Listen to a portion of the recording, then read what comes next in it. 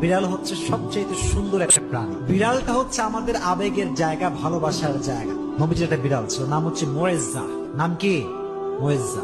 একটা হাদিসে এসেছে, অবাক করা হাদিস। দেখেন, নবীজি একবার ঘরে প্রবেশ করলেন, নবীজির জামা রাখা আছে। হাদিসে এসেছে, নবী যখন ঘরে প্রবেশ করলেন, দেখলেন জামার এক সাইডে ছোট্ট একটা বিড়াল আরামে ঘুমাচ্ছে। সুবহানাল্লাহ, ঘুমিয়ে আছে। নবী যখন আসলেন, তিনি চাইলে ডাকতে পারতেন যে বিড়াল ওঠো, আমার নামাজের সময় হয়ে গেছে, আমার জামা আমাকে দাও। এই হাদিসটি আমি সকালে পড়েছি, বড্ড অবাক হয়েছে। হাদিসে এসেছে নবী বিড়ালকে ডাকেন নাই, তার শরীরে স্পর্শ করেন নাই। নবীর জামার যে অংশে বিড়ালটা শুয়েছিল, নবী যে ওই অংশটুকু কেটে ফেলেছেন, তবুও বিড়ালকে ডিস্টার্ব করে নাই।